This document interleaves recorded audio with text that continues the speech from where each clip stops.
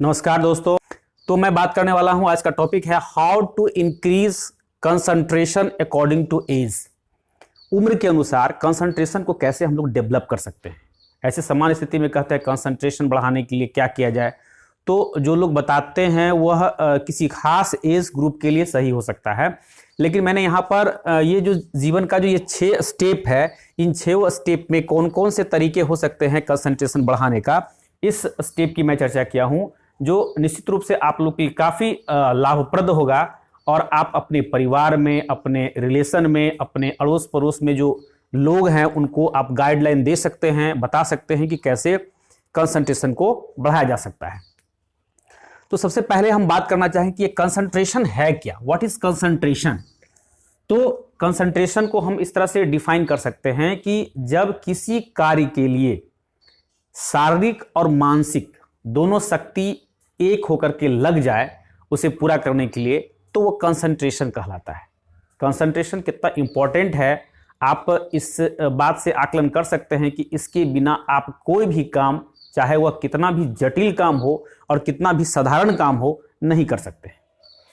तो यह बहुत ही इंपॉर्टेंट है। तो इसको हम लोग यहां पर बात करने वाले हैं। तो कंसंट्रेशन की जब यदि हम बात करते हैं तो कंसंट्रेशन अर्थात एकाग्र चित्त, चित्र को एक करना, एकाग्र करना, यानी कि यहां पर ये मन की बात होती है, मानसिक क्रियाकलाप की बात होती है। तो यह कंसंट्रेशन के बारे में बताने से पहले हम थोड़ा मन के बारे में बताना चाहेंगे।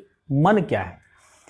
तो सूचनाओं का जो प्रवाह होता है, प्रत्येक क्षण प्रति क्षण जो है सूचनाओं का जो प्रवाह होता है, अर्थात सूचनाओं का प्रवाह अर्थात एनर्जी का प्रवाह, उस एनर्जी का प्रवाह, उस सूचनाओं के प्रवाह को हम विकेंद्रीकरण नहीं करके किसी खास उद्देश्य की ओर, किसी खास पॉइंट की ओर लगाना ही कंसंट्रेशन कहलाता है।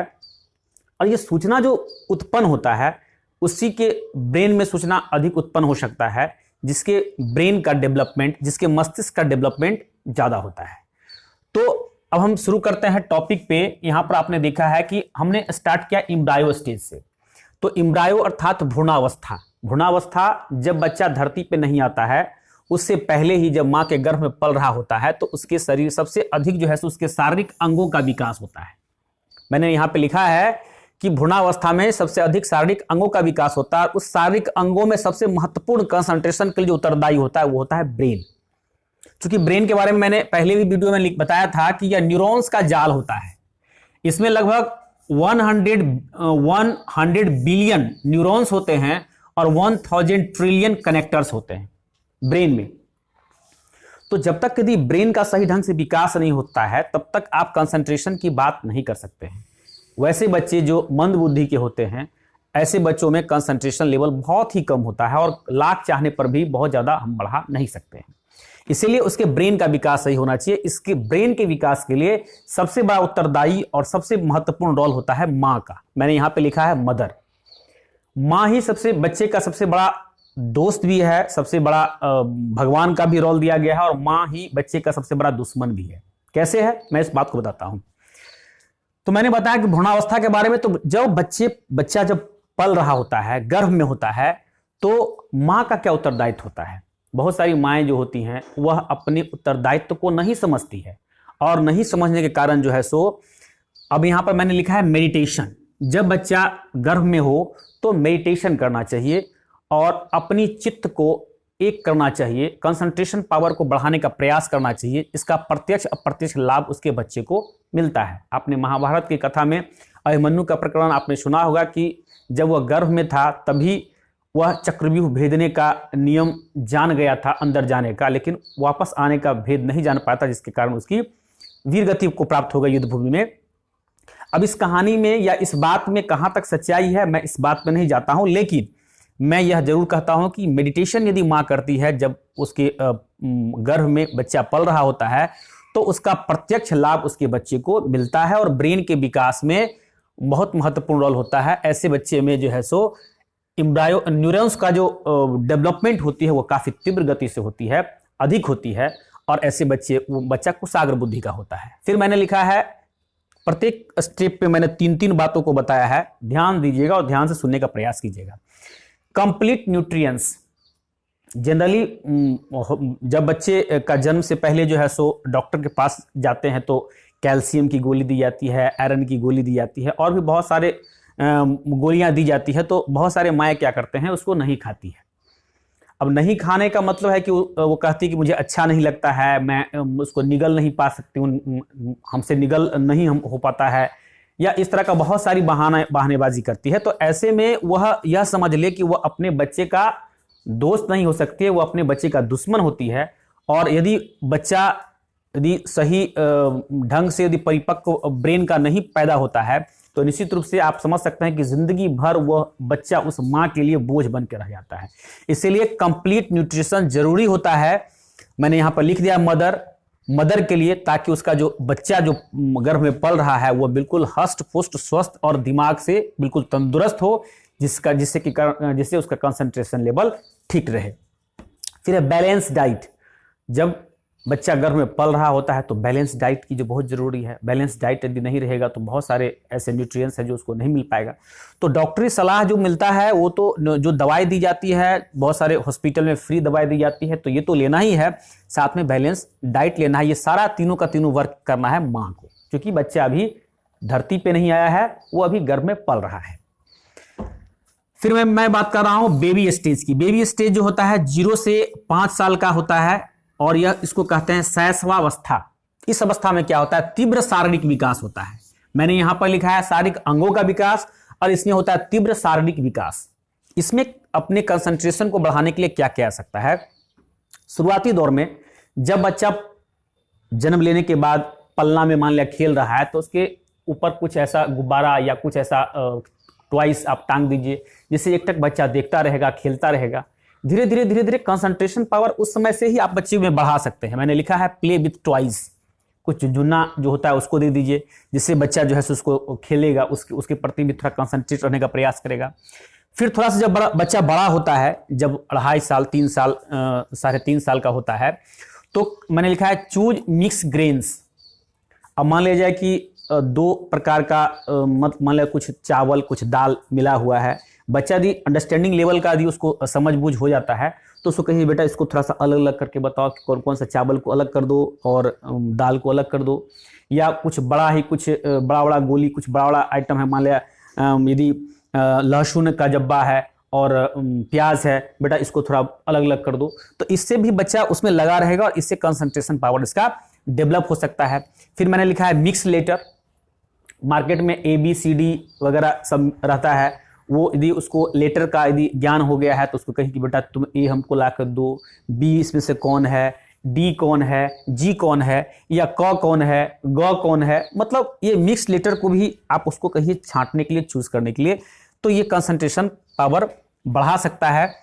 फिर मैंने यहाँ पे लिखा है सेट क्यूब कलर सेटिंग। जब थोड़ा बड़ा बच्चा हो जाता है, 5 साल का लगभग हो जाता है, 6 साल का लगभग हो जाता है, तो सेट क्यूब कलर देखिए मैंने यहाँ पे लाया है, ये क्यूब है। अब इसमें जो है उसको सेट करने के लिए बताइए कि बेटा जो ये यदि लाल है तो लाल वाले को कैसे हम सेट करेंगे कि लाल वाला इधर आ जाएगा। इसको समझाने का प्रयास कीजिए, बताने का प्रयास कीजिए, बच्चा इसे खेलेगा और इसको करने का प्रयास करेगा, तो इससे भी कंसंट्रेशन को जो है सो इस तरह छोटी छोटी चीज़ों को करने से ही बच्चे में कंसंट्रेशन पावर बढ़ सकती है। इसके बाद मैंने लिखा है राइटिंग। देखिए छोटे छोटे बच्चों में राइटिंग की एबिलिटी के बारे में बताया जाता है। देखिए मैंने यहाँ पे लिखा है राइटिंग। तो ये जो सुलेख होता है इसमें बच्चों को चूंकि उतारना नहीं है, उसको एकदम धीरे धीरे एक ही लाइन, एक दिन में एक लाइन ही कहिए लिखने के लिए, लेकिन जैसा लिखा हुआ है पहले तो डॉट डॉट दिया हुआ होता है, उस पर कहिए कि इसको दाएं बाएं नहीं निकले, बेटा धीरे धीरे लिखो, अस्थिर से लिखो, ताकि कंसंट्रेशन पावर उसमें डेवलप हो और राइटिंग स्किल भी डेवलप होगा उसका। फिर उसको नीचे उतारना है, फिर अधिक ऐसा नहीं कि 1 पेज 2 पेज एक ही दिन में खत्म कर देना है, धीरे धीरे धीरे धीरे धीरे धीरे धीरे हम कहते हैं तो उसके अंदर जो है सो कंसंट्रेशन पावर बढ़ सकता है। ये हिंदी राइटिंग है। और फिर मैं यहाँ पे ये इंग्लिश राइटिंग है जिसको कर्सिव राइटिंग लोग कहते हैं, इसको भी आप यहाँ पर देख सकते हैं। पहले जो डॉट डॉट दिया हुआ है उसके बाद नीचे में कुछ खाली जगह है, उसको देख करके भरने का चीज़ है। तो ये सब चीज़ जो है सो कंसंट्रेशन पावर को डेवलप करने का चीज़ है, तो इससे भी कंसंट्रेशन पावर डेवलप हो सकता है। यह बात मैंने किया बेबी स्टेज की। अब हम बात करते हैं चाइल्ड की, यानी बाल्यावस्था, जो 6 से 12 वर्ष का होता है। प्रत्येक अवस्था का अपना अपना एक इंपॉर्टेंस होता है। जैसे कि मैंने अभी बेबी स्टेज के बारे में बताया, उसमें बच्चे को जितना प्यार दे सकते हैं, जितना प्यार दे सकते हैं, उस पर न तो कभी कोई दंड की बात होती है, उससे भरपूर प्यार मिलना चाहिए। लेकिन फिर मैंने बात किया चाइल्ड वाला में, 6 से 12 में वाले अवस्था में, इसमें क्या होता है कि बुद्धि का अधिकतम विकास होता है। बुद्धि का सबसे अधिकतम विकास ये 6 से 12 वर्ष में भी होता है। इसमें मैंने लिखा है रिस्पॉन्सिबल फॉर हिमसेल्फ। बच्चे को अपने आप पर रिस्पॉन्सिबल होने का प्रयास होना चाहिए, और यदि वह लापरवाही बरत रहा है तो गार्जियन का यह रिस्पॉन्सिबिलिटी है कि उसको अपनी रिस्पॉन्सिबिलिटी का एहसास दिलाना चाहिए।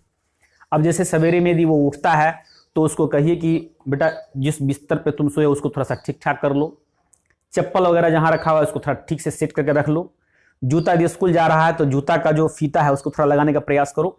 यदि ये सब अपने से खुद अपना किताब कहाँ पे रखना है, यदि तुम पढ़ लियो, पढ़ने के बाद सारा किताब कॉपी को अपने बैग में सेट कर लो, कहाँ पे बॉक्स रखना है, कहाँ पे पेंसिल रखना है, ये सारा अपने आप का एकदम सिस्टम कर लो।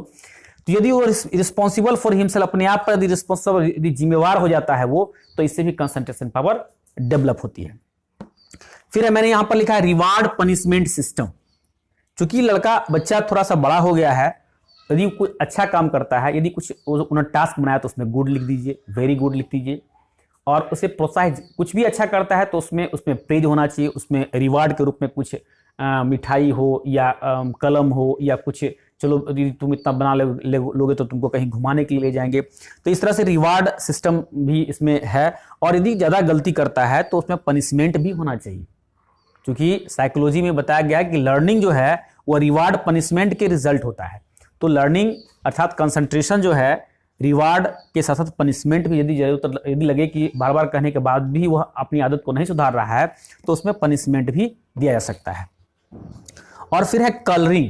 कलरिंग भी बहुत इंपॉर्टेंट है। देखिए मैंने यहाँ पे एक कलर का बुक भी लाया है, यह भी है, बच्चों को इसमें मन लगता है, इसमें बच्चे को कलर करने के लिए कहिए, और कौन से चीज में कौन कलर होना चाहिए, कौन से फिगर में और कहां पर किस कलर का प्रयोग होना चाहिए, इसको कलरिंग करने के लिए कहिए। और यह जो इसको खूब मन से कुछ एकदम बिल्कुल तन्मयता से बच्चा करता है, और इससे भी जो है बच्चे में जो है कंसंट्रेशन पावर डेवलप होता है। तो इस तरह से मैंने बात किया चाइल्ड स्टेज की अर्थात बाल्यावस्था की, इसमें बुद्धि का अधिकतम विकास होता है। फिर मैं बात कर रहा हूं एडोलेसेंस। ये सबसे खतरनाक एज होता है। इसमें संवेदनात्मक विकास, इसमें शारीरिक मानसिक बदलाव बहुत तीव्र गति से होता है। और इसमें जो है यदि बच्चा बिगड़ गया तो समझिए कि बच्चे को संभालना बहुत ही मुश्किल होता है। इसीलिए इस समय गार्जियन का बहुत महत्वपूर्ण रोल होता है कि बच्चे के इमोशंस को समझे और उसके इमोशंस को, उसके एनर्जी को गलत दिशा में जाने से रोके। मैंने इसमें बताया है कि डेवलप इन लाइफ, इस अवस्था में आने के बाद जो है उसे अपने जिंदगी में करना क्या है, बनना क्या है, वह एम डेवलप कर लेना चाहिए। माता पिता के सहयोग से, शिक्षकों के सहयोग से और अपने आत्मचिंतन से मुझे यह सोच लेना है, अपने रुचि को देखते हुए, अपने शौक को देखते हुए, कि हमें लाइफ में करना क्या है और उसी के अकॉर्डिंग काम करनी है। फिर मैंने लिखा है मेडिटेशन। इस अवस्था में आने के बाद बच्चे में समझ बूझ इतना डेवलप हो जाती है कि वो खुद मेडिटेशन कर सकता है। काम करने का वर्कलोड यदि बढ़ता है तो वो सवेरे सवेरे उठ के मेडिटेशन कर सकता है। फिर रिस्पॉन्सिबिलिटी फॉर फैमिली, मैंने यहां पर लिखा था रिस्पॉन्सिबिलिटी फॉर हिमसेल्फ, यहां पर लिखा है रिस्पॉन्सिबल फॉर फैमिली। अब परिवार के प्रति भी जिम्मेवार होना चाहिए कि माता पिता की क्या जरूरत है, बहन को क्या जरूरत है, छोटे भाई को किस तरह से हमको बात करना है। तो कहने का मतलब रिस्पॉन्सिबिलिटी में वृद्धि हो रहा है। पहले जो था सिर्फ अपने आप के बारे में सोच रहा था, अब जो है उसको अपने माता पिता के बारे में सोचना है, परिवार के अन्य सदस्यों के बारे में सोचना है। इस तरह से जो है उसमें यदि वह ऐसा सोच पाता है, इसका मतलब है कि उसका कंसंट्रेशन पावर डेवलप हो रहा है। अब मैं बात कर रहा हूं यूथ की, ऊर्जा अवस्था। मैंने बताया एडोलेसेंस का 13 से 18 वर्ष होता है, और ये यूथ जो है वह 19 से 60 साल का होता है, युवा अवस्था।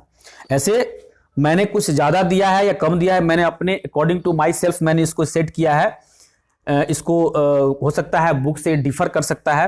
तो इस अवस्था में जो है ऊर्जा का विकास चरम पर होता है, और इस में ऊर्जा का भरपूर उपयोग करना चाहिए।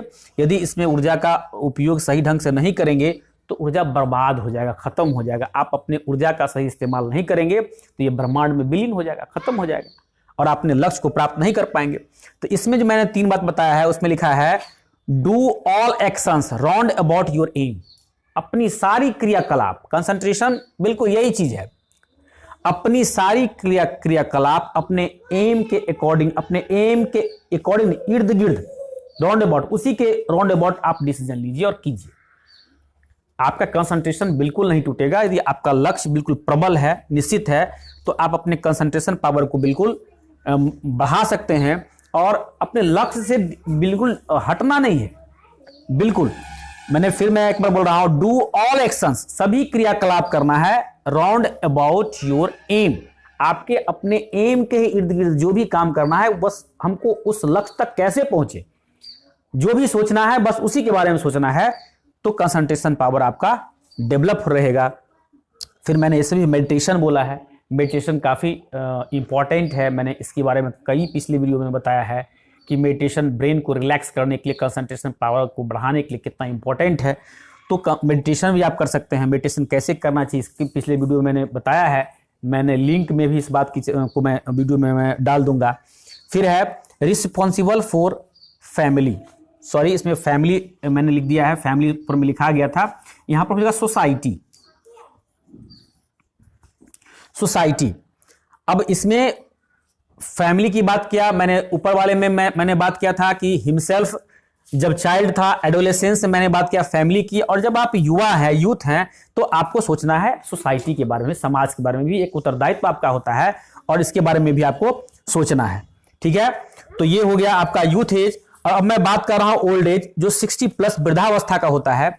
इसमें क्या होता है कि जिंदगी की यात्रा करते करते करते करते आदमी जो है सो काफी अनुभव, इसमें अनुभव का विकास होता है और वह काफी अनुभवी हो जाता है किसी भी चीज में। तो ऐसे स्थिति में लोगों को इनसे अनुभव लेना चाहिए और ऐसी स्थिति में अपने कंसंट्रेशन के विकास में के लिए, कंसंट्रेशन को डेवलप करने के लिए मेडिटेशन बहुत जरूरी है, एक्सरसाइज जरूरी है। और इस उम्र में आने के बाद इमोशनली, जैसे कि मैंने एडोलेसेंस एज में के बारे में बताया था कि लोग काफी इमोशनल हो जाते हैं, इस उम्र में भी लोग काफी इमोशनली हो जाते हैं, काफी इमोशनली, जरा सा भी परिवार के लोग कुछ बोल दिए तो उनके मन में तकलीफ हो जाती है। तो मैंने लिखा है emotionally attached with family members, तो फैमिली मेंबर से इमोशनली अटैच्ड हो जाना चाहिए और यदि कुछ बात परिवार के लोग तरफ से होता है तो उसे इस ढंग से पेश करना चाहिए, इस ढंग से बताना चाहिए कि यदि ऐसा तुम बोल रहे हो, इससे मुझे तकलीफ हो रही है, और इस तरह से जो है सो अपने कंसंट्रेशन पावर को बढ़ा सकते हैं। क्योंकि ऐसा देखा जाता है कि आत्महत्याओं का दर जो है होता है वह बुढ़ापा में भी होता है और जो ये एडोलेसेंस एज होता है उस एज में भी होता है। क्योंकि इमोशनली इस समय जो है ना, इमोशंस, शरीर में एक बदलाव आता है, तो बुढ़ापा में भी शरीर में इस तरह का बदलाव आता है। तो इस तरह से मैंने आपको बताया कि अकॉर्डिंग टू एज कैसे अपने कंसंट्रेशन को बढ़ा सकते हैं। यदि आपको यह वीडियो अच्छा लगे तो इसे लाइक कीजिए, शेयर कीजिए, सब्सक्राइब कीजिए। और इसके बाद मैं पुनः अगले वीडियो में मैं आपको बताऊंगा कि 10 कॉमन स्टेप ऑफ कंसंट्रेशन। ये तो मैंने अकॉर्डिंग टू एज बताया, अब 10 जो कॉमन कंसंट्रेशन का जो वे है मैं उस पर चर्चा करने वाला हूं। और साथ साथ मैं यह भी बता देता हूं कि मेरा एक और channel English with Rajesh sir के नाम से चल रहा है, जिसमें कुछ स्टूडेंट इसका लाभ ले रहे हैं। आप लोग भी इसका लाभ लीजिए और प्रत्येक दिन मैं एक वीडियोस में डालने का प्रयास करता हूं। और लॉकडाउन के स्थिति के कारण जो है सो ऑनलाइन क्लास के अंतर्गत मैं ये दे रहा हूं। तो मैं चाहता हूं कि सारे स्टूडेंट जो भी मुझसे जुड़े हुए हैं और जो नहीं जुड़े हुए हैं वो उसको आप जोड़ने का प्रयास कीजिए और इसका लाभ उठाएं। इन्हीं शब्दों के साथ मैं अपनी बात को समाप्त करता हूं। धन्यवाद।